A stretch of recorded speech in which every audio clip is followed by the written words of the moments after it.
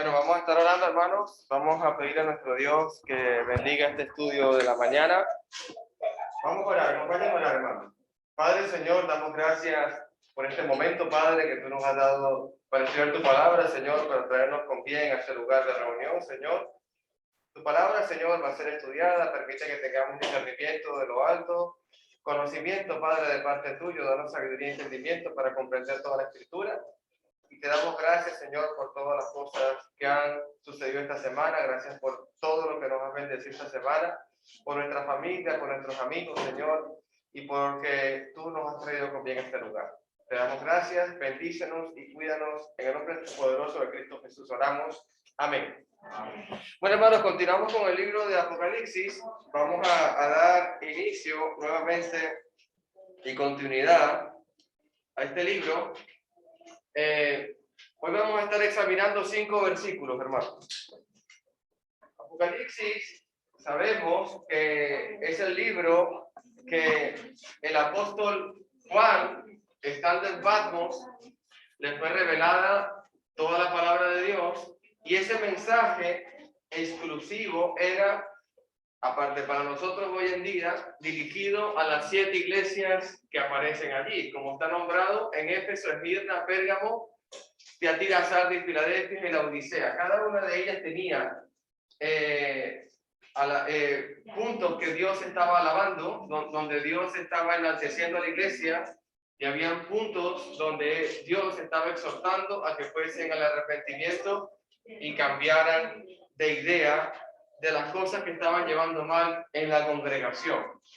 Sabemos que algunos de ellos seguían el camino de la idolatría, otros seguían el camino de Balaam y Jezabel, donde desobedecieron a Dios. Pero muchos de ellos hacían un buen trabajo. Lo importante que esta carta dirigida a ellos los haya llevado al arrepentimiento y a la corrección como congregación de los problemas que estaban teniendo.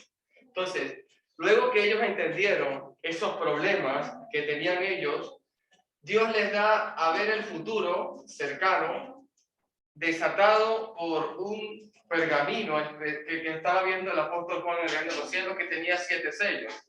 Sabíamos que el primer sello era el que tenía, era el merecedor de que pudiera abrir tal sello, y ese se llama Cristo Jesús. Por eso es que dice que lo monta es Cristo el victorioso. Entonces, el segundo sello a abrir era el tema de la persecución. Era el poder civil contra la iglesia, contra el pueblo de Israel, el poder civil de Roma que gobernaba en ese momento. Tercer sello, sabemos que era lo que era la persecución económica, por favor, gracias. Lo que era la persecución económica era el alto precio de lo que se encontraba en Roma para que un israelita o un judío pudiese adquirir. Iban a hacer la compra y no era un sustento que les daba para vivir cómodamente. El salario de ellos era insuficiente. De esta manera era el tercer sello que anunciaba nuestro Dios. El cuarto era la consecuencia o el desarrollo de haber sufrido un poder civil de Roma perseguidor en economía, luego un escaso salario para poder adquirir comida. Lo que viene a continuación es la muerte, hermano, porque si tú no puedes sustentar tu vida ni tu familia con tu trabajo, viene la muerte. Por eso es que la muerte es el cuarto sello, a consecuencias de una guerra económica y de un poder perseguidor civil de Roma.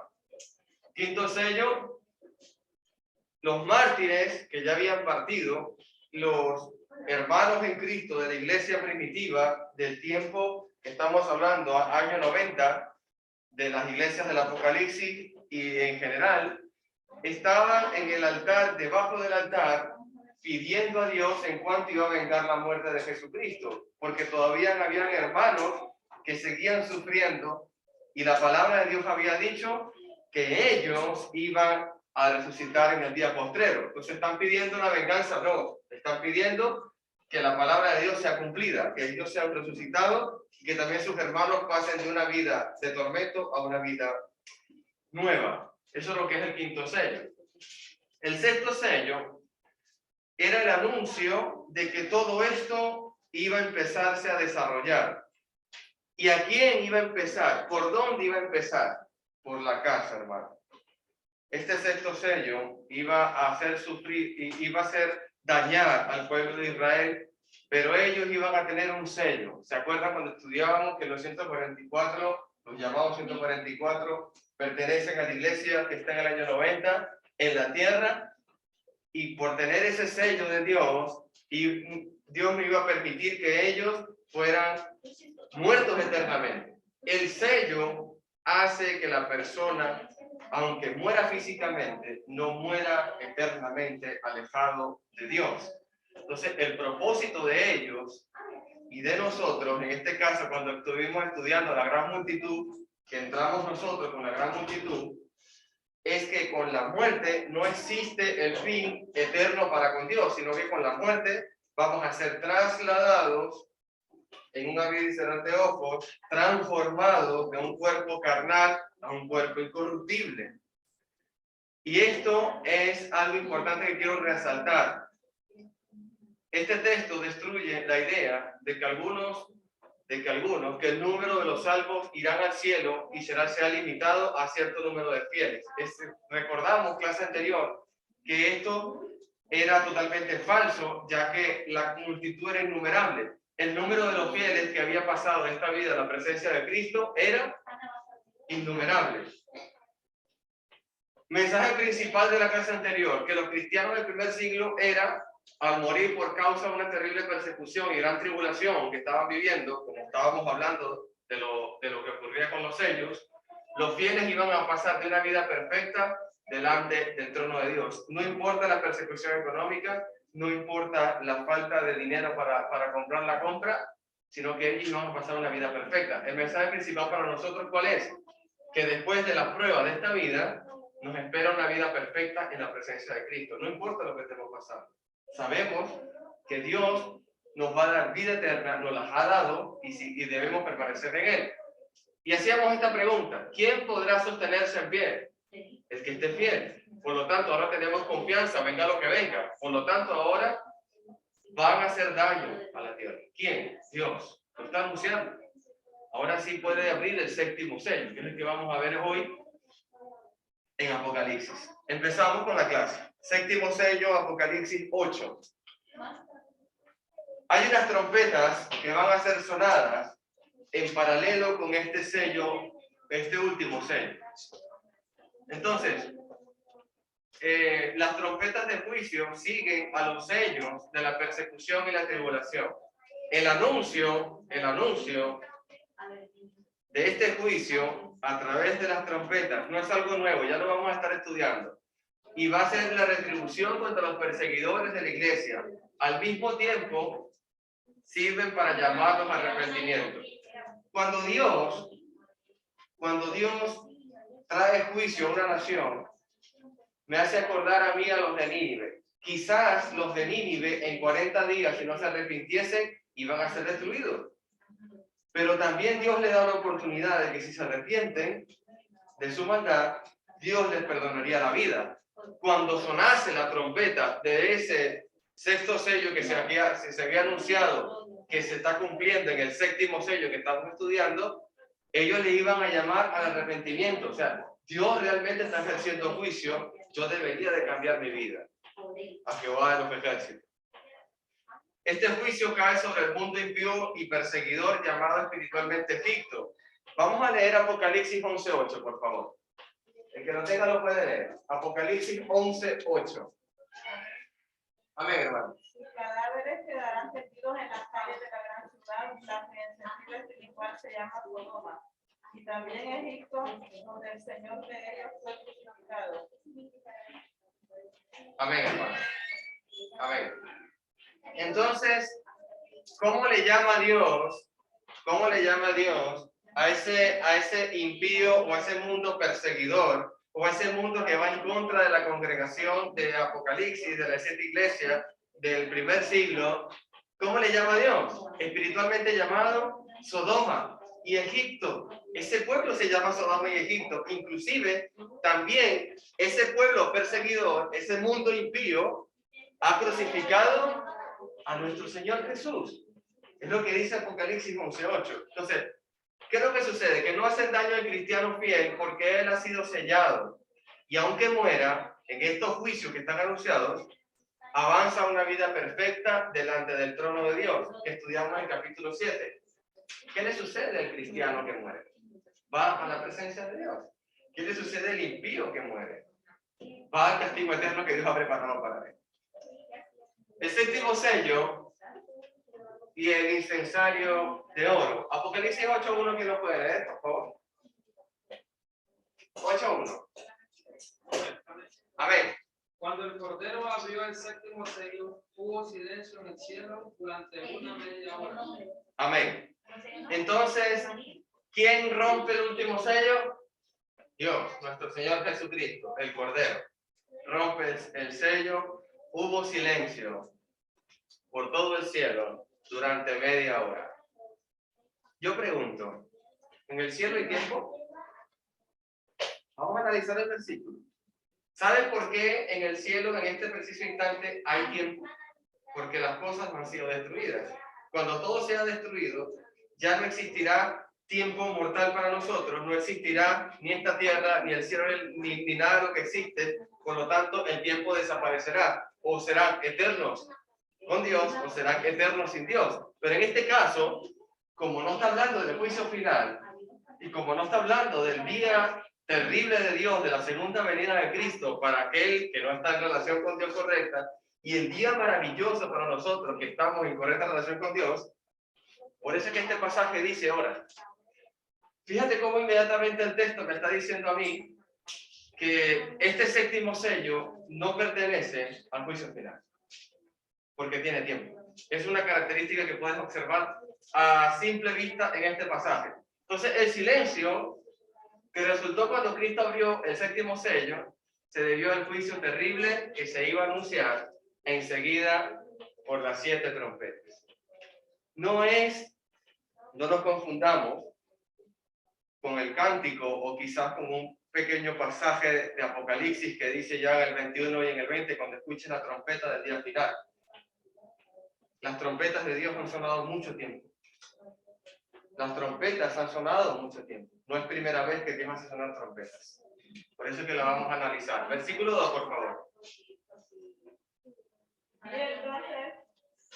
Y entonces que a los 7 ángeles que estaban en pie ante Dios se les dieron 7 trompetas. Amén, hermano. 7 trompetas, número perfecto, 7 iglesias del Apocalipsis, 7 días de la semana.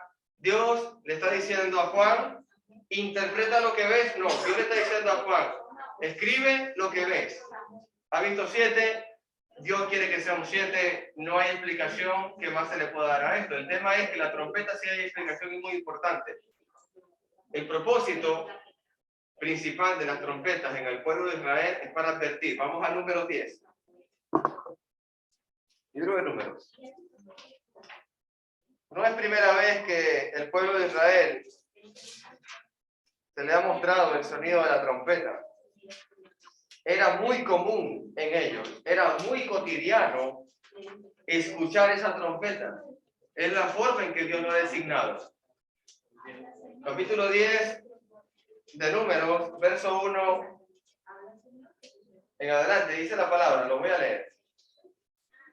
El Señor le dijo a Moisés, haz 2 trompetas de plata labrada a martillo, para convocar a la comunidad a reunirse y dar la señal de levantar el campamento. ¿De qué manera se levantaba el pueblo de Israel, hermano? ¿Al sonido de qué? De la trompeta. Era muy común para el pueblo de Israel. Seguimos estudiando. Versículo 3. Al toque de ambas trompetas, todos deben reunirse ante ti a la entrada del tabernáculo. Pero si se toca solo una trompeta, entonces solo los líderes de los jefes de los clanes de Israel tendrán que presentarse ante ti. Cuando hagas sonar la señal para continuar el viaje, Las tribus acampadas en el lado oriental del tabernáculo levantarán el campamento y avanzarán. Cuando haga sonar la señal por segunda vez, las tribus acampadas en el lado del sur seguirán a sonar toques cortos como señal de ponerte en la marcha. Pero cuando cuando convoques al pueblo de asamblea, toca las trompetas de manera diferente. Únicamente los sacerdotes, los descendientes de Aarón, podrán tocar las trompetas. Esta es la ley perpetua para ustedes y tendrá que cumplirse de generación en generación. Yo pregunto, ¿se escuchaba la trompeta en el tiempo de la iglesia primitiva? Amén. Por estatuto perpetuo. Así se convocaban al templo, así se convocaban los líderes, así se convocaba el pueblo de Israel. El sonido de la trompeta. Cuando Dios le dice a Juan, hay 7 trompetas. Ellos están claros con lo que está pasando con Dios. Ellos saben de qué trompeta está hablando Dios. Versículo 10. Versículo 9. Cuando lleguen a su propia tierra y vayan a la guerra contra sus enemigos que lo atacan, darán la alarma con las trompetas. Entonces el Señor su Dios recordará y los rescatará de sus enemigos. Los ángeles van a tocar 7 tipos de trompetas, pero Dios ha dicho, ustedes tienen el sello, yo los voy a cubrir. Los ángeles van a tocar trompetas, pero yo sé que mi pueblo está ahí abajo, yo los voy a proteger, como los protegí en Números capítulo 10. Verso 10, hermano. También hagan sonar trompetas en tiempos de alegría, en sus festivales anuales y en el principio de cada mes. Además, toquen las trompetas cuando entregan las ofrendas quemadas y las ofrendas de paz. Las trompetas le recordarán a Dios pacto que hizo con ustedes. Yo soy el Señor Dios. ¿Se escuchaban las trompetas, hermano? Todos los sábados se escuchaban las trompetas. Cada sábado. Cada día último de la semana. Día sábado, Israel sonaba trompetas para cualquier tipo de estatuto perpetuo que Dios le ha ofrecido. Tanto para las ofrendas, como para reunir a los líderes, como salir del campamento, como reunir a todo el pueblo de Israel. Libro de Ezequiel 33, del 1 al 9, por favor. Vamos al libro de Ezequiel. Hola. Bendiciones. Libro de Ezequiel. Ezequiel 33. Buenos días, bienvenidos. Vaya. Ezequiel 33, versículo del 1 al 9. Que lo tenga lo puede leer, hermanito. Amén. Vino a mi palabra de Jehová diciendo: Hijo de hombre, habla a los hijos del pueblo y diles: cuando trajere yo espada sobre la tierra, y el pueblo de la tierra tomaré el nombre de su territorio y lo pusiere por atalaya. Y él viere venir la espada sobre la tierra y tocar el trompeta y avisar el pueblo, cualquiera que oyere el sonido de la trompeta, no se apercibiere, viendo la espada le hiere, su sangre será sobre su cabeza.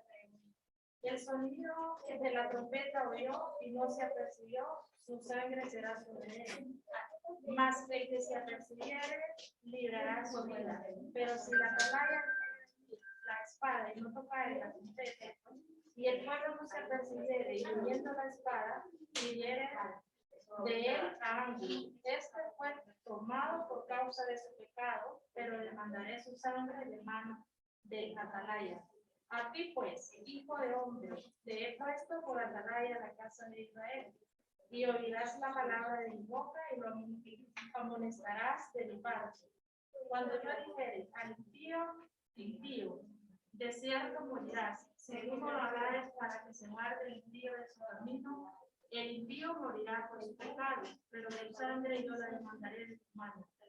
Y si tú avisares al impío de su camino para que se aparte de él, y él no se apartare de su camino, él morirá por su pecado, pero tú librarás su vida. Amén, hermanita Ana.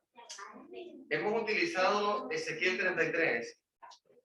Quizás los últimos versículos le llamen de hermana Ana, para decirle a este pueblo, quizás para nosotros mismos también, que si no hablamos al que tenemos cerca acerca de la palabra de Dios, Dios nos ha dicho, tu sangre y la sangre, voy a poner el caso Génesis. Si yo tengo vecina Génesis y yo no le he dicho a ella que Cristo es el Salvador y llega el juicio final, Dios me va a decir, Alejandro, ¿sabes que Génesis vivía junto a ti? ¿No le advertiste que las cosas que yo iba a decir acerca de la palabra, la sangre de ella va sobre tu mano? Porque no le advertiste que yo soy Jehová y que yo iba a traer juicio sobre esta nación. Eso le está diciendo a Ezequiel como atalaya. Pero qué importante es la trompeta, porque Ezequiel iba a sonar la trompeta, hermano. Y el que no se apercibiere ante la presencia de Ezequiel, ¿qué iba a hacer Ezequiel? Con una espada. ¿Qué le iba a hacer? Le iba a matar. Porque ya entendió que no quería percibir ni quería seguir el camino de Dios. Al sonar la trompeta, ¿qué entendía el pueblo de Israel? Espada y muerte a aquel que no se presentare delante del profeta. Hermana, estamos en eso. Era pecado.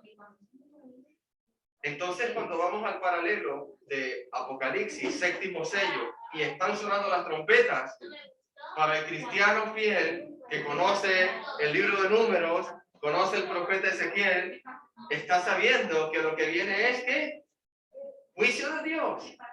Y hay que entenderlo de esa forma. Versículo 3. Entonces vino otro ángel con un recipiente de oro para quemar incienso y se paró ante el altar. Se le dio una gran cantidad de incienso para mezclarlo con las oraciones del pueblo de Dios como una ofrenda sobre el altar de oro delante del trono.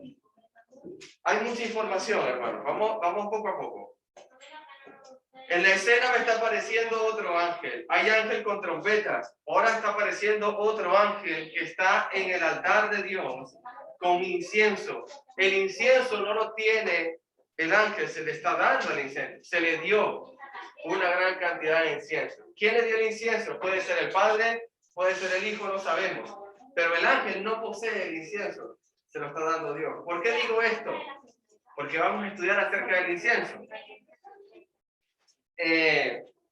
Voy a leer la parte A. Entonces, la base de este juicio son las peticiones, las intercesiones que suben a Dios, como habíamos estudiado en Apocalipsis 7. Literalmente basado en el altar del incienso del tabernáculo del Antiguo Testamento. Vamos a Éxodo. ¿Qué entendía el pueblo de Dios cuando hay incienso? ¿Qué debemos de comprender nosotros cuando hay un incienso en el versículo? ¿Qué significa la palabra incienso para el pueblo judío y para nosotros? Éxodo 3, versículo del 1 al 3, dice la palabra. Cierto día Moisés se encontraba apacentando el rebaño de su suegro Yetro, quien era sacerdote de Medián. Gracias, hermanita y esposita. Ayuda idónea.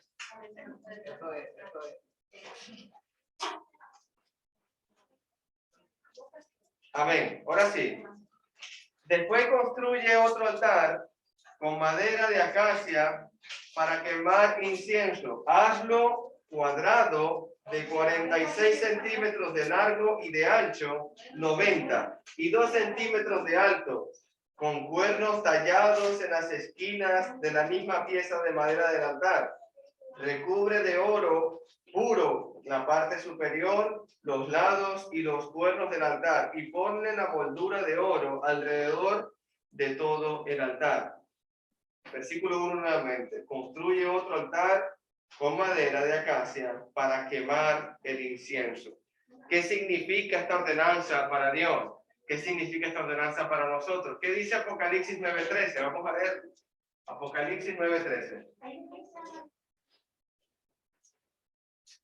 Sí. El sexto ángel tocó la trompeta y oí una voz que salía de los 4 cuernos del altar de oro que está delante de Dios.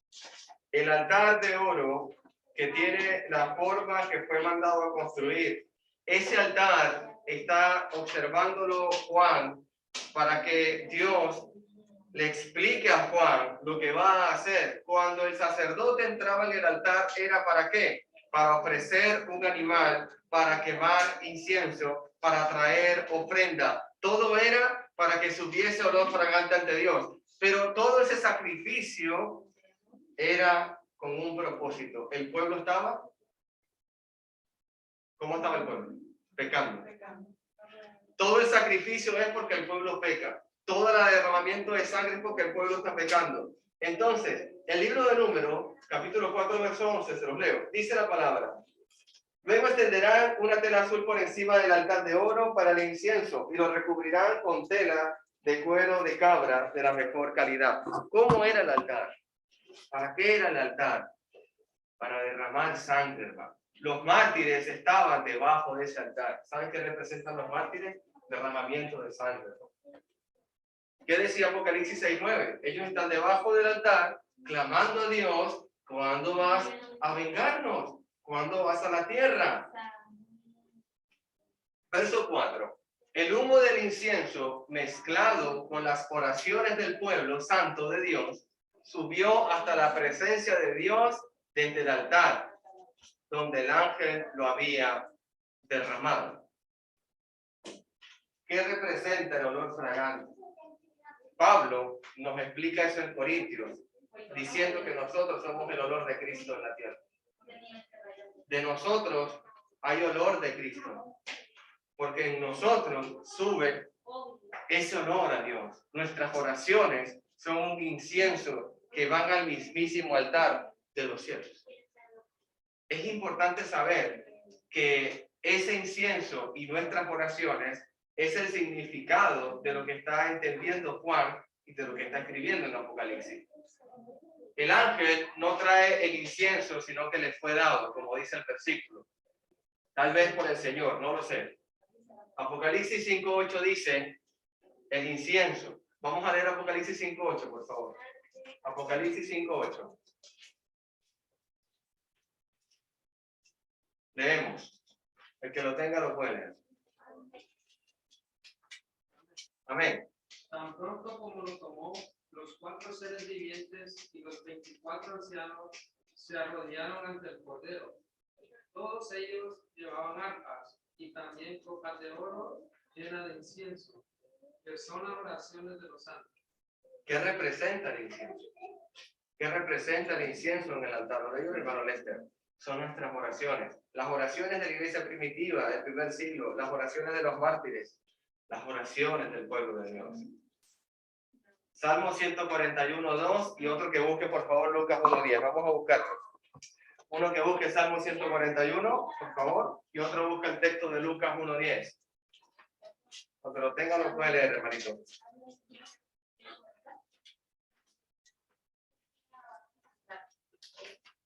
¿Qué dice Salmo 141? Subo mi oración delante de ti como el incienso, el don de mis manos como la ofrenda del altar. Sube la oración como qué? Como un incienso para Dios. Sube la oración. Lucas 1:10, ¿qué dice? Por favor. Y toda la multitud del pueblo estaba fuera orando a la hora del incienso. Entonces quiere decir que hay una hora para orar. ¿Te acuerdas lo que hacía el pueblo? A la hora de la oración estaban reunidos. A la hora del incienso estaban juntos. A la hora. Es muy común en la iglesia primitiva a esa hora estar orando, estar anunciando palabra ante Dios, estar reunidos, congregados, orando a Dios. Inclusive, ¿qué más viene de eso?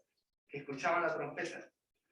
Sonaba la trompeta, el pueblo se reunía a la hora del incienso y elevaban oraciones a Dios. Las oraciones de todos los santos, por tanto, son oraciones o intercesiones añadidas a las peticiones del pueblo de Dios. Y algunos se preguntarán, ¿y qué significa la palabra interceder o intercesión? Según la Biblia, que lo vamos a estudiar, no lo voy a decir yo, Jesús intercede por nosotros espiritualmente en tiempos difíciles, hermano. Vamos a empezar a leer Hebreos 7:25. Libro de Hebreos. Vamos a ver mucha Biblia, hermanito. Es la palabra de Dios. Otro puede ir buscando Romanos 8:34. Amén, hermanito. Por eso también puede salvar para siempre a los que por medio de él se acercan a Dios, ya que vive siempre para interceder por ellos. La forma en que Dios intercede por nosotros es cuando nosotros hemos decidido seguir a Cristo. Romanos 8:34 dice la palabra así: entonces, ¿quién nos condenará? Nadie, porque Cristo murió por nosotros y resucitó por nosotros y está sentado en un lugar de honor a la derecha de Dios. ¿Y qué hace? Intercede por nosotros, hermanito. Dios conoce a nosotros. En Juan 17, mi hermanito tiene hoy estudio el Evangelio de Juan, el sermón. En Juan 17, Dios está orando porque los discípulos le dicen: Padre, eran tuyos y me los diste. Ahora yo los pongo en tu mano. Van a este mundo porque no son del mundo. No quiero que los quites del mundo, sino que los guardes del mal. ¿Usted ha orado para que los guarden del mal? Yo creo que todos los días pido para que Dios me guarde del mal. Porque el mundo es maligno y todo lo que hay en él. Yo todos los días oro: Padre, apártame del mal. Porque yo sé que Satanás está como león rugiente. ¿A quién quiere devorar por allí? Oremos porque nos aparten del mal. ¿Qué dice el 26 y 27 de Romanos?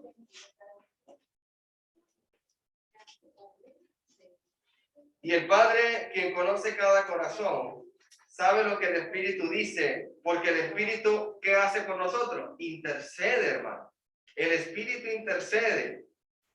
¿Sabes por qué intercede? Mira lo que dice el apóstol Pablo a la iglesia en Roma.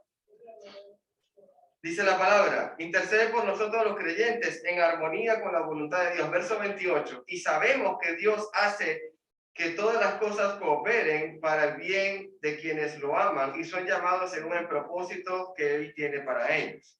Dios intercede porque a veces nosotros no sabemos qué estamos pidiendo. O quizás pedimos, pero pedimos mal.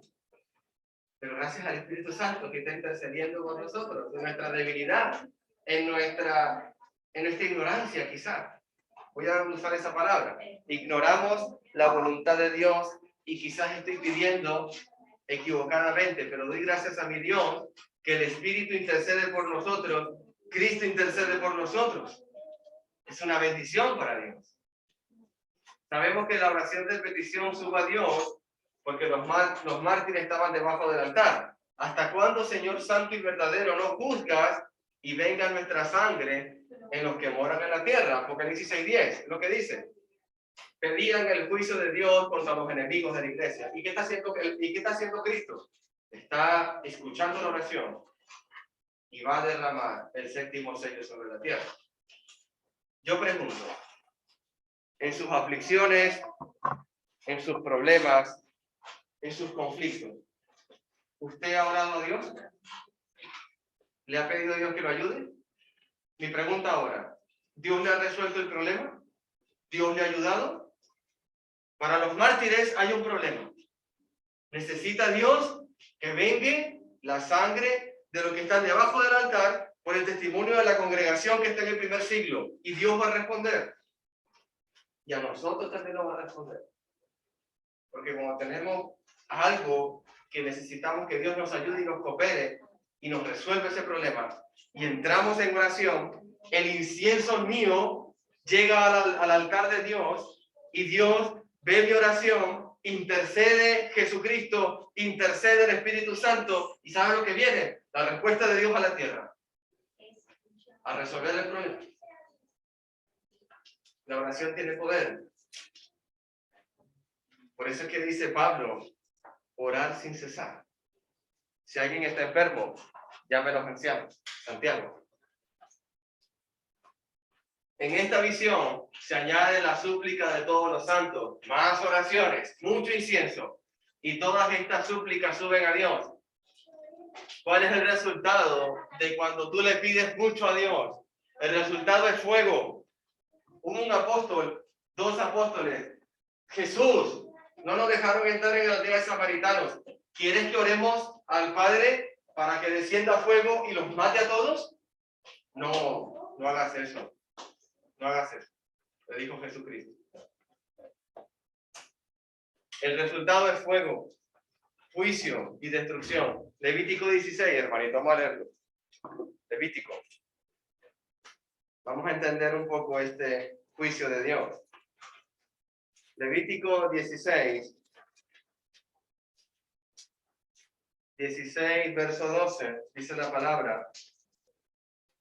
Tomará un incensario y lo llenará con brasas ardientes del altar que está delante del Señor. Y luego tomará 2 puñados de incienso aromático en polvo y llevará el incensario y el incienso detrás de la cortina interior. ¿Para qué son las brasas, hermano? ¿Para qué es el carbón ardiendo? Para consumir un holocausto, para quemar el incienso. El fuego y el incienso van de la mano. Eso es lo que está ocurriendo en este pasaje. Y ese fuego va directo a la tierra. Es el juicio de Dios en respuesta a las oraciones que son el incienso de cada uno de nosotros. Verso 5, hermanito, el último. ¿Quién lo puede leer? Apocalipsis 8:5.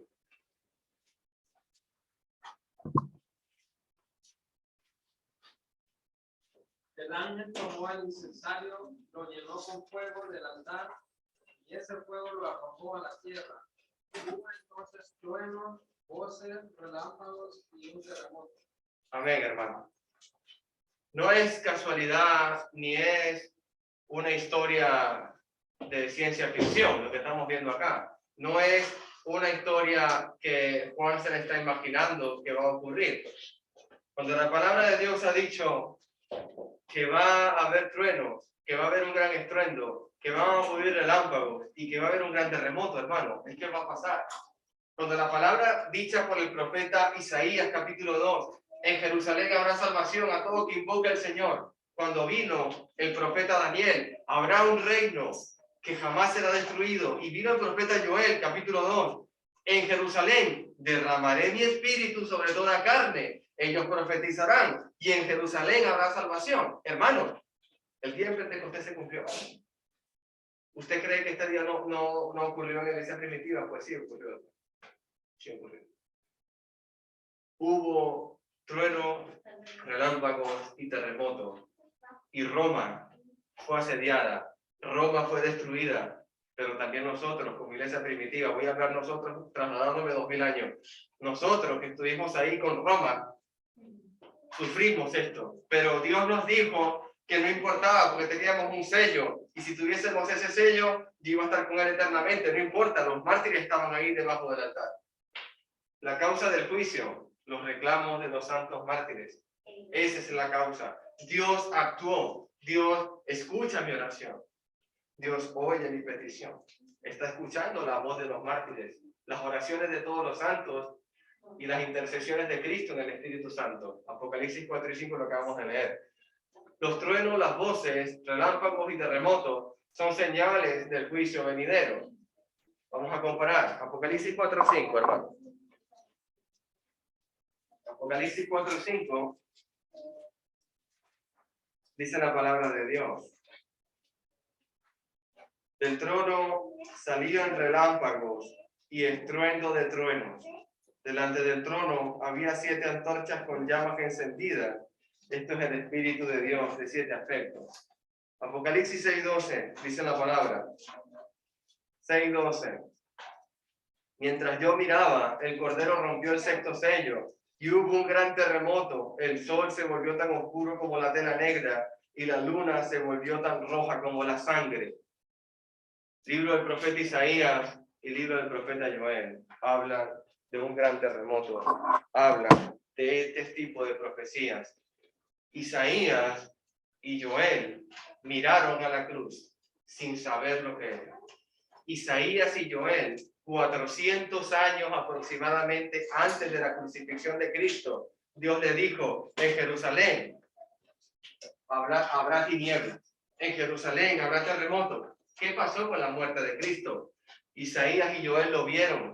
¿Qué pasó con el 7º sello? La iglesia primitiva tuvo que haber observado todo. Tinieblas sobre la tierra, terremotos, la luna en sangre. Son las características de cuando Cristo muere en esta tierra. Eso ocurrió con Isaías y Joel anunciado. El pueblo judío está familiarizado con estas cosas. Juan conoce que Dios puede hacer estas cosas porque estuvo en la cruz. Juan estuvo parado enfrente de la cruz cuando Jesús exclamó y expiró. Y Juan vio que la tierra se convirtió en tinieblas. Juan vio que todo se volvió sangre. Juan observó muchas cosas allí. Y para Juan no es algo nuevo que haga Dios. Y si Dios está diciéndole, voy a derramar eso sobre Roma, y la ira del Cordero será derramada, va a ocurrir, hermanito. El mensaje principal para ellos, para los cristianos del primer siglo, ¿cuál es?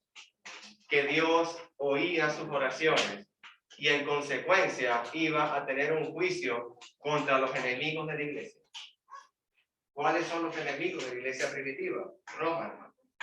Roma, el imperio romano.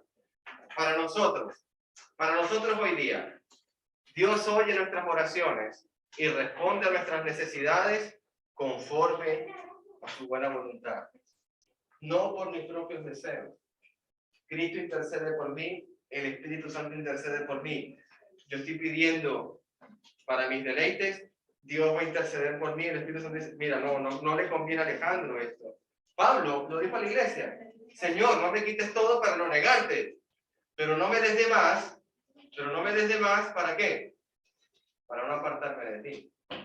Tú imagínate que yo no sé lo que hay en mi corazón, porque no lo conozco. Yo no conozco mi corazón. Creo que ninguno lo puede conocer, ni Dios sí. Yo no sé qué haría yo con todo el poder de la nación de España. Quizás me envanezco y niego a Dios. Yo prefiero no ser presidente de España, sinceramente, si voy a negar a Dios. Pero si me lo quita todo mi Padre Celestial y no tengo la fortaleza de Job, por favor no me lo quites todo. Nuestra debilidad hay que reconocerla. Cuando yo reconozco mi debilidad, me hago fuerte. Porque cuando soy débil, ¿qué decía Pablo? Soy fuerte. Hermano, yo no tengo el dominio de tener mucho dinero delante mío porque no soy buen administrador. Reconoce tu debilidad. Señor, yo no soy fuerte si no tengo nada de dinero porque te voy a negar. Reconocemos la debilidad. Para eso es la familia. Para unirnos. Para fortalecernos unos a otros. Donde tú eres débil, quizás yo soy más fuerte que tú. Y donde yo soy débil, quizás ella es más fuerte que yo. De eso se trata, hermanito. Hay un diagrama aquí que pone mi hermanito Larry White, que me gusta mucho. Él dice, pone una línea referida al altar de Dios, donde la oración de todos los santos, iglesia primitiva y nosotros, suben al altar de Dios como un incienso. El ángel de Dios se le dio el incienso para que lo trajera sobre el altar, y debajo del altar están las mártires que están pidiendo venganza por la iglesia primitiva, y la respuesta de Dios es a la tierra. Un gran juicio, hermano. Es lo que ocurrió allí. Un gran juicio ocurrió en el tiempo de Jesús. Un gran juicio ocurrió después que Jesús se fue. Y ahora para nosotros, ¿qué sacamos de este juicio de Dios para la iglesia primitiva? Que mi oración es un incienso que llega a Dios. Y pidamos como pidamos, tenemos el intercedor Cristo, el intercedor Espíritu Santo, que hace que venga la buena voluntad a mi vida. Yo doy gracias a Dios porque no voy a recibir lo que sea malo para mí. Dios no te va a regalar algo para que tú te pierdas. Dios no te va a dar algo para que tú vayas y te vayas al vacío y te despeñes, porque Dios no es un guía de ciegos. Dios es luz. Y en Él no hay tinieblas. Nunca pienses que Dios te ha traído eso para que tú vayas mal en este mundo. No. Dios es luz. No hay tinieblas en Él. No pensemos eso. Dios no es guía de ciegos. Dios guió a Juan y le dio este bálsamo a la iglesia primitiva. Tú imagínate lo que está viviendo la iglesia primitiva y ya Juan sabe que viene un séptimo sello. Y Juan está preso en Patmos y no puede hacer nada. Juan está preso en Patmos y no puede hacer nada.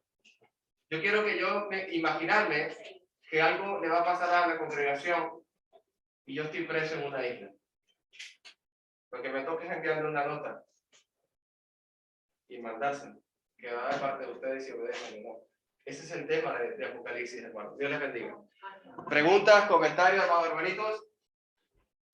¿Dudas?